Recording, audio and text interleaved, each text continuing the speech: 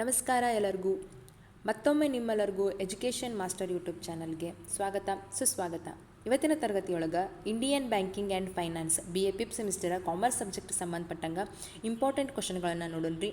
ಈ ಎಲ್ಲ ಪ್ರಶ್ನೆಗಳನ್ನು ನಾವು ನಿಮಗೆ ಪ್ರೀವಿಯಸ್ ಇಯರ್ ಕ್ವಶನ್ ಪೇಪರ್ ಒಳಗೆ ಏನು ಪ್ರಶ್ನೆಗಳು ರಿಪೀಟ್ ಆಗಿದಾವಪ್ಪ ಆ ಪ್ರಶ್ನೆಗಳನ್ನು ಸೆಲೆಕ್ಟ್ ಮಾಡ್ಕೊಂಡು ಅದರೊಳಗಿನ ಕ್ವಶನ್ಸ್ನ ನಾವೇ ನಿಮಗೆ ಇಂಪಾರ್ಟೆಂಟ್ ಕ್ವಶನ್ಸ್ ಅಂತ ಹೇಳಿ ಕೊಡಾಕತ್ತೀವಿ. ಆ್ಯಂಡ್ ಅದ್ರಾಗ ಯಾವ ಭಾಳ ಸಂಭವನೀಯ ಅಂತ ಅನಿಸಿದಾವಲ್ಲ ಆ ಪ್ರಶ್ನೆಗಳನ್ನು ಕೂಡ ಇದರೊಳಗೆ ಮೆನ್ಷನ್ ಮಾಡಿದ್ದು. ಒಂದೊಂದು ಕ್ವಶನ್ ಒಳಗೆ ಡಬಲ್ ಕ್ವಶನ್ ಮಿಕ್ಸ್ ಆಗಿದ್ದಾವೆ. ಸೊ ಅದು ಸ್ವಲ್ಪ ಅದನ್ನ ಅಡ್ಜಸ್ಟ್ ಮಾಡ್ಕೊರಿ. ಟೈಪಿಂಗ್ ಮಾಡ್ಬೇಕಾದ್ರೆ ಅವು ಕಂಟಿನ್ಯೂ ಆಗಿ ಬ್ಯಾಕ್ ಟು ಬ್ಯಾಕ್ ಕೂತಿದ್ರಿಂದ ಒಂದೊಂದು ಕ್ವಶನ್ಸ್ ಬಂದವು. ಸೊ ಈಗ ಇಂಪಾರ್ಟೆಂಟ್ ಕ್ವಶನ್ಗಳನ್ನು ನೋಡೋಣ್ರಿ. ಓಕೆ, ಫಸ್ಟ್ 1 ಮಾರ್ಕ್ಸ್ದು ಬ್ಯಾಂಕ್ ಎಂದರೇನು. ಸೆಕೆಂಡ್ ಕ್ವಶನ್ ಸಾರ್ವಜನಿಕ ವಲಯದ ಬ್ಯಾಂಕ್ ಎಂದರೇನು. ಥರ್ಡ್ ಕ್ವಶನ್ ಕೇಂದ್ರ ಬ್ಯಾಂಕನ್ನು ವ್ಯಾಖ್ಯಾನಿಸಿ. ಭಾರತದ ಕೇಂದ್ರ ಬ್ಯಾಂಕ್ ಹೆಸರೇನು. ಭಾರತೀಯ ರಿಸರ್ವ್ ಬ್ಯಾಂಕನ್ನು ಯಾವಾಗ ಸ್ಥಾಪಿಸಲಾಯಿತು. ಇಲ್ಲಿ 3 ಪ್ರಶ್ನೆಗಳದಾವು. ಒಂದು ಕೇಂದ್ರ ಬ್ಯಾಂಕನ್ನು ವ್ಯಾಖ್ಯಾನಿಸಿ, ಇದು ಕೂಡ 1 ಮಾರ್ಕ್ಸ್ ಕ್ವಶನ್. ನೆಕ್ಸ್ಟ್ ಇನ್ನೊಂದು ಕ್ವಶನ್ ಏನಪ್ಪ ಅಂದ್ರೆ ಭಾರತದ ಕೇಂದ್ರ ಬ್ಯಾಂಕನ್ನು ಹೆಸರಿಸಿ. ಆ್ಯಂಡ್ ಅನದರ್ ಒನ್ ಭಾರತೀಯ ರಿಸರ್ವ್ ಬ್ಯಾಂಕನ್ನು ಯಾವಾಗ ಸ್ಥಾಪಿಸಲಾಯಿತು. ಇವು 3 ಬೇರೆ ಬೇರೆ 1 ಮಾರ್ಕ್ಸ್ ಕ್ವಶನ್ಸ್. ನೆಕ್ಸ್ಟ್ 4ನೇದು ಹಣಕಾಸು ನೀತಿಯ ಅರ್ಥವನ್ನು ನೀಡಿ. ಪತ್ತು ನಿರ್ಮಾಣ ಎಂದರೇನು. ಇವು 2 ಕೂಡ ಬೇರೆ ಬೇರೆ. ನೆಕ್ಸ್ಟ್ ಕ್ವಶನ್ RRBಯನ್ನು ವಿಸ್ತರಿಸಿ. ನೆಕ್ಸ್ಟ್ MCLRನ್ನು ವಿಸ್ತರಿಸಿ. ನೆಕ್ಸ್ಟ್ ಕ್ವಶನ್ MSFನ್ನು ವಿಸ್ತರಿಸಿ. ಇನ್ನು ಇದೇ ರೀತಿಯೊಳಗೆ ನಾವು ನೆಕ್ಸ್ಟ್ 5 ಮಾರ್ಕ್ಸ್ ಕ್ವಶನ್ಸ್ನ ನೋಡೋಣ್ರಿ. 5 ಮಾರ್ಕ್ಸ್ ಕ್ವಶನ್ಸ್ ಒಳಗೆ ಫಸ್ಟ್ ಒನ್ ಸಾರ್ವಜನಿಕ ವಲಯ RRB ಕುರಿತು ಟಿಪ್ಪಣಿಯನ್ನು ಬರೆಯಿರಿ. ಇದು 5 ಮಾರ್ಕ್ಸ್. ಟಿಪ್ಪಣಿ ಬರೀಬೇಕು. ಮಿನಿಮಮ್ 5 ಅಥವಾ 5 ಅಲ್ಲ 1.5 ಪೇಜ್ನ ಬರೀಬೇಕು ನೀವು 5 ಮಾರ್ಕ್ಸಿಗೆ. ನೆಕ್ಸ್ಟ್ ಕ್ವಶನ್ ಬ್ಯಾಂಕೇತರ ಹಣಕಾಸು ಸಂಸ್ಥೆಗಳು ಮತ್ತು ಸಣ್ಣ ಹಣಕಾಸು ಬ್ಯಾಂಕ್ ನಡುವಿನ ವ್ಯತ್ಯಾಸಗಳನ್ನು ವಿವರಿಸಿರಿ.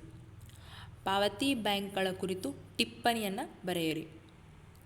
ನೆಕ್ಸ್ಟ್ ಕ್ವಶನ್ ಪತ್ತು ನಿರ್ಮಾಣದ ಪ್ರಾಮುಖ್ಯತೆಯನ್ನು ವಿವರಿಸಿ. ಈ ಪತ್ತು ನಿರ್ಮಾಣ ಅನ್ನೋದು ಫಸ್ಟ್ ನಿಮಗೆ 1 ಮಾರ್ಕ್ಸಿಗೂ ಕೇಳ್ಬೋದು, 5 ಮಾರ್ಕ್ಸಿಗೂ ಕೇಳ್ಬೋದು, ಇಲ್ಲ 10 ಮಾರ್ಕ್ಸಿಗೂ ಇದ್ರ ಬಗ್ಗೆ ಏನಾರ ಕ್ವಶನ್ ಬರ್ಬೋದು. ಯಾಕಂದರೆ ಪತ್ತು ನಿರ್ಮಾಣ ಇಂಪಾರ್ಟೆಂಟ್ ಕ್ವಶನ್ ಆಗೈತಿ. ಭಾಳ ಸಲ ಈ ಕ್ವಶನ್ ರಿಪೀಟ್ ಆಗೈತಿ. ನೆಕ್ಸ್ಟ್ ಕ್ವಶನ್ ಕೇಂದ್ರೀಯ ಬ್ಯಾಂಕಿನ ಸ್ವರೂಪವನ್ನು ವಿಸ್ತರಿಸಿರಿ. ನೆಕ್ಸ್ಟ್ ಹಣಕಾಸು ನೀತಿಯ ವಿಧಗಳನ್ನು ವಿಸ್ತರಿಸಿ. ನೆಕ್ಸ್ಟ್ 10 ಮಾರ್ಕ್ಸ್ ಕ್ವಶನ್ಸ್ ನೋಡೋಣ್ರಿ. ವಾಣಿಜ್ಯ ಬ್ಯಾಂಕುಗಳ ಕಾರ್ಯಗಳನ್ನು ವಿವರಿಸಿ. ವಾಣಿಜ್ಯ ಬ್ಯಾಂಕುಗಳ ಕಾರ್ಯಗಳನ್ನು ವಿವರಿಸಿ. ನೆಕ್ಸ್ಟ್ ಕ್ವಶನ್ ಕಾರ್ಪೊರೇಟ್ ಬ್ಯಾಂಕಿಂಗ್ ವೈಶಿಷ್ಟ್ಯಗಳನ್ನು ವಿವರಿಸಿರಿ. ಥರ್ಡ್ ಕ್ವಶನ್ ವಾಣಿಜ್ಯ ಬ್ಯಾಂಕುಗಳ ಸಾಲ ಸೃಷ್ಟಿಯ ವಿಧಾನವನ್ನು ವಿವರಿಸಿ. ಅನದರ್ ಒನ್ ಭಾರತೀಯ ಆರ್ಥಿಕತೆಯಲ್ಲಿ ಬ್ಯಾಂಕುಗಳ ಪಾತ್ರ ಮತ್ತು ಪ್ರಾಮುಖ್ಯತೆಯನ್ನು ವಿವರಿಸಿ. ಫಿಫ್ತ್ ಒನ್ ಕೇಂದ್ರ ಬ್ಯಾಂಕಿನ ಕಾರ್ಯಗಳನ್ನು ವಿವರಿಸಿ. ಇಲ್ಲಿ ಕ್ವಶನ್ ಅದರ ಮುಂದೆ ಇದಾಗೈತಿ, ಸ್ವಲ್ಪ ಅಡ್ಜಸ್ಟ್ ಮಾಡ್ಕೊರಿ. ಕೇಂದ್ರ ಬ್ಯಾಂಕಿನ ಕಾರ್ಯಗಳನ್ನು ವಿವರಿಸಿ. ಆ್ಯಂಡ್ 6th ಒನ್ ಸಾಲ ನಿಯಂತ್ರಣದ ಕ್ರಮಗಳನ್ನು ವಿವರಿಸಿ. ಸಾಲ ನಿಯಂತ್ರಣದ ಕ್ರಮಗಳನ್ನು ವಿವರಿಸಿ. ಸೊ ಇನ್ನೂ 1 ಮಾರ್ಕ್ಸ್ ಕ್ವಶನ್ಸ್ ಮತ್ತು ಬೇರೆ ಕೂಡ ಇಲ್ಲಿ ಕೊಟ್ಟೈತಿ, ಅವನು ಕೂಡ ನೋಡೋಣ. ಬ್ಯಾಂಕ್ ಲಾಕರ್ ಎಂದರೇನು. ಡೆಬಿಟ್ ಕಾರ್ಡ್ ಎಂದರೇನು. ಬ್ಯಾಂಕುಗಳು ನೀಡುವ ಕ್ರೆಡಿಟ್ ಕಾರ್ಡ್ನ ಅರ್ಥವೇನು. ಕ್ರೆಡಿಟ್ ಡೆಬಿಟ್ ಗೊತ್ತಿರಬೇಕು ನಿಮಗೆ. ಕ್ರೆಡಿಟ್ ಅಂದರೆ ಯಾವುದು, ಡೆಬಿಟ್ ಅಂದರೆ ಯಾವುದು ಅಂತೇಳಿ. ಸೊ ಅದ ಬ್ಯಾಂಕುಗಳು ನೀಡುವ ಕ್ರೆಡಿಟ್ ಕಾರ್ಡ್ನ ಅರ್ಥವೇನು. ಸಿದ್ಧಪಡಿಸಿದ ಕಾರ್ಡ್ಗಳು ಯಾವುವು. ಸಿದ್ಧಪಡಿಸಿದ ಕಾರ್ಡ್ಗಳು ಯಾವುವು ಅಂತಂದರೆ ಮನ್ಯಾಗಿನ ಕಾರ್ಡ್ಗಳ ಹೆಸರು ಬರೆದಿದ್ದಿರಿ, ಲಗ್ಗಿನ ಕಾರ್ಡ್ ಅವ ಇವ ಅಂಥೇಳಿ. ಇಲ್ಲಿ ಬ್ಯಾಂಕಿಗೆ ಸಂಬಂಧಪಟ್ಟಂಗೆ ಸಿದ್ಧಪಡಿಸಿದ ಕಾರ್ಡ್ಗಳ ಯಾವ ಅಂತೇಳಿ ಬರೀಬೇಕು. ಇಂಟರ್ನೆಟ್ ಬ್ಯಾಂಕಿಂಗ್ ಅರ್ಥವನ್ನು ನೀಡಿ. ಮೊಬೈಲ್ ಬ್ಯಾಂಕಿಂಗ್ ಎಂದರೇನು. ಬ್ಯಾಂಕ್ ಸಾಲಗಳ ಮೇಲಿನ ವಿಮೆ ಎಂದರೆ ಏನು. ಮ್ಯೂಚುವಲ್ ಫಂಡ್ ಎಂದರೇನು. ಕ್ರೆಡಿಟ್ ಬಾಂಡ್ಗಳು ಯಾವುವು. KYCಯನ್ನು ವಿಸ್ತರಿಸಿ. ATM ವಿಸ್ತರಿಸಿ. ಬ್ಯಾಂಕ್ ಠೇವಣಿಗಳ ವಿಧಗಳನ್ನು ವಿವರಿಸಿ. ವಿದ್ಯಾರ್ಥಿಯ ಸಾಲ, ವೈಯಕ್ತಿಕ ಸಾಲ, ಲಾಕರ್ ಸೌಲಭ್ಯ, ATM ಕುರಿತು ಟಿಪ್ಪಣಿ ಬರೆಯಿರಿ. ಇದು 5 ಮಾರ್ಕ್ಸ್ ಕ್ವಶನ. ಡಿಜಿಟಲ್ ಬ್ಯಾಂಕಿಂಗ್ನ ಅನುಕೂಲಗಳನ್ನು ವಿವರಿಸಿ. ಇದು 5 ಮಾರ್ಕ್ಸ್ ಕ್ವಶನ. ಭಾರತೀಯ ಬ್ಯಾಂಕುಗಳ ಮೇಲೆ ಜಾಗತಿಕ ಘಟನೆಗಳ ಪ್ರಭಾವವನ್ನು ವಿವರಿಸಿ. ಇದು ಕೂಡ 5 ಮಾರ್ಕ್ಸ್ ಕ್ವಶನ ಅಥವಾ 10 ಮಾರ್ಕ್ಸಿಗೆ ಕೂಡ ಬರ್ಬೋದು. ಇನ್ನೊಂದು ಈ ಪ್ರಶ್ನೆ ಒಳಗೆ ವಿವರಿಸಿ ಅಂತ ಏನದಾವಲ್ರಿ, ಬ್ಯಾಂಕ್ ಠೇವಣಿಗಳ ವಿಧಗಳು, ಆಮೇಲೆ ವಿದ್ಯಾರ್ಥಿ 12, 13, 14 ಮತ್ತು 15 ಇವು ಅಷ್ಟು ಕ್ವಶನ ನಿಮಗೆ 5 ಮಾರ್ಕ್ಸಿಗೆ ಇಲ್ಲ 10 ಮಾರ್ಕ್ಸಿಗೆ ಬರ್ಬೋದು. ನೆಕ್ಸ್ಟ್ 10 ಮಾರ್ಕ್ಸ್ ಕ್ವಶನ್ಸ್ ಅದಾವೆ ನೋಡ್ರಿ ಒಂದು ಸ್ವಲ್ಪ. ಚಾಲ್ತಿ ಖಾತೆಯ ಬಗ್ಗೆ ವಿವರಿಸಿ. ಚಾಲ್ತಿ ಖಾತೆ. ಆ್ಯಂಡ್ ನೆಕ್ಸ್ಟ್ ಕ್ವಶನ್, ಡೆಬಿಟ್ ಮತ್ತು ಕ್ರೆಡಿಟ್ ಕಾರ್ಡನ್ನು ವಿವರಿಸಿ.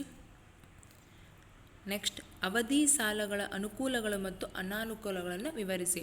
ಒಬ್ಬೊಬ್ಬರು ಏನು ಮಾಡ್ತಿರಪ್ಪ ಅಂದರೆ ಈ ಕ್ವಶನ್ಗಳು ನೋಡಿದಾಗ ಅವಧಿ ಸಾಲಗಳ ಬಗ್ಗೆ ಬರಿತೀರಿ, ಅನುಕೂಲಗಳು ಬರಿತೀರಿ, ಅನಾನುಕೂಲ ಬರೋದನ್ನ ಬಿಟ್ಟು ಬಿಡ್ತೀರಿ.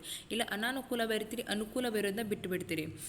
ಇಲ್ಲ ಅಂತಂದರೆ ಏನು ಮಾಡ್ತಿರಪ್ಪ ಅಂದ್ರೆ ಅನುಕೂಲಗಳನ್ನು ಜಾಸ್ತಿ ಬರಿತೀರಿ, ಅನಾನುಕೂಲಗಳನ್ನ ಕಡಿಮೆ ಬರೆದು ಬಿಡ್ತೀರಿ. ನೀವು ಟೈಮ್ ಮ್ಯಾನೇಜ್ಮೆಂಟ್ ಜೊತೆಗೆ ಪೇಜ್ ಮ್ಯಾನೇಜ್ಮೆಂಟು ನೋಡ್ಬೇಕು. ಈಗ ನಾವು 3 ಪೇಜ್ ಆನ್ಸರ್ ಬರೆಯಕತ್ತೇನಪ್ಪ ಅಂದ್ರೆ ಅನುಕೂಲಗಳು 1.5 ಪೇಜಿಗೆ ಮುಗಿದು ಬಿಡ್ಬೇಕು, ಅನಾನುಕೂಲಗಳು ಇನ್ನು 1 ಪೇಜ್ ಒಳಗೆ ಅಥವಾ ಇನ್ನು ಅರ್ಧ ಪೇಜ್ಗಿಂತ ಜಾಸ್ತಿ ಹೋಗಬೇಕು. ಲಾಸ್ಟ್ ನೀವು 3 ಪೇಜ್ ಬರೆದಿರಪ್ಪ ಅಂತಂದ್ರೆ ಸ್ಟಾರ್ಟಿಂಗ್ ಪೀಠಿಕೆ ಆ್ಯಂಡ್ ಎಂಡ್ ಏನು ಉಪಸಂಹಾರ ಬರೀತೀರ ಅದ್ರ ಬಗ್ಗೆ ಕುರಿತಂತ ಅದ್ರದ್ದು ಕಂಪ್ಲೀಟಾಗಿ ಮುಗಿದಿರ್ಬೇಕು. ಯಾಕಂದರೆ ಈಗ ಸಾಲ ಮತ್ತು ಅನುಕೂಲಗಳು ಅನಾನುಕೂಲಗಳು ಬರೀಬೇಕಾದ್ರೆ ನೀವು ಸ್ಟಾರ್ಟಿಂಗ್ ಡಿಸ್ಕ್ರಿಪ್ಟಿವ್ ಟೈಪ್ ಸ್ವಲ್ಪ ಏನಾರು ಬರಿಬೇಕು, ಆ್ಯಂಡ್ ಎಂಡ್ ಕನ್ಕ್ಲೂಸಿವ್ ಮಾಡೋ ಟೈಪ್ ಸ್ವಲ್ಪ ಅದ್ರ ಬಗ್ಗೆ ಏನಾರು ಬರಿಬೇಕು. ಸೊ ಅಷ್ಟನ್ನು ಬಿಟ್ಟು ಅನುಕೂಲ ಮತ್ತು ಅನಾನುಕೂಲಗಳನ್ನು ನೀವು ಆ ಪೇಜ್ ಒಳಗೆ ಕಂಪ್ಲೀಟಾಗಿ ಕೂರಿಸ್ಬೇಕು. ಯಾವ್ದಾರ ಒಂದು ವಿಡಿಯೋ ಒಳಗೆ ಎಕ್ಸಾಮ್ ಪ್ಯಾಟರ್ನ್ ತಕ್ಕಂಗೆ ಸೊ ನೀವು ಹೆಂಗೆ ಆನ್ಸರ್ನ ಬರಿಬೇಕು ಅನ್ನೋದು ಕೂಡ ಒಂದು ಸಾಧ್ಯ ಆದರೆ ಕ್ಲಾಸನ್ನು ಮಾಡ್ತೀನಿ. ನೆಕ್ಸ್ಟ್ ಕ್ವಶನ್, ಇ ಬ್ಯಾಂಕಿಂಗ್ನ ಅನುಕೂಲಗಳು ಮತ್ತು ಅನಾನುಕೂಲಗಳನ್ನು ವಿವರಿಸಿರಿ. ಇ ಬ್ಯಾಂಕಿಂಗ್ನ ಅನುಕೂಲಗಳು ಮತ್ತು ಅನಾನುಕೂಲಗಳನ್ನು ವಿವರಿಸಿರಿ. ಈ ಕ್ವಶನ್ ಕೂಡ ಹಂಗೆ ಅನುಕೂಲ ಮತ್ತು ಅನಾನುಕೂಲಗಳ ಕುರಿತು ಬರಿಬೇಕು. ಇನ್ನು ಇದೇ ರೀತಿ ನಿಮಗೆ ಮತ್ತಷ್ಟು ಕ್ವಶನ್ಸ್ ಬೇಕಾಗಿದ್ದು ಅಥವಾ ಇಂಪಾರ್ಟೆಂಟ್ ಕ್ವಶನ್ಸ್ ಅಥವಾ ಬೇರೆ ಸಬ್ಜೆಕ್ಟ್ ಸಂಬಂಧಪಟ್ಟಂಗೆ ಯಾವುದಾದ್ರೂ ವಿಡಿಯೋಸ್ ಬೇಕಾಗಿತ್ತಪ್ಪ ಅಂತಂದ್ರೆ ನಮ್ಮ ಚಾನಲ್ನ ಸಬ್ಸ್ಕ್ರೈಬ್ ಮಾಡ್ಕೊರಿ, ಲೈಕ್ ಮಾಡಿರಿ ಆ್ಯಂಡ್ ಶೇರ್ ಮಾಡಿರಿ. ಸೈಡ್ ಬೆಲ್ ಐಕಾನ್ ಇರುತ್ತೆ, ಅದನ್ನು ಕೂಡ ಪ್ರೆಸ್ ಮಾಡಿರಿ. ಆ್ಯಂಡ್ ನಿಮಗೆ ಏನಾದರೂ ಬೇಕಾದ್ರೆ ಕಮೆಂಟ್ ಬಾಕ್ಸ್ ಒಳಗೆ ಕಮೆಂಟ್ ಹಾಕಿರಿ. Thank you.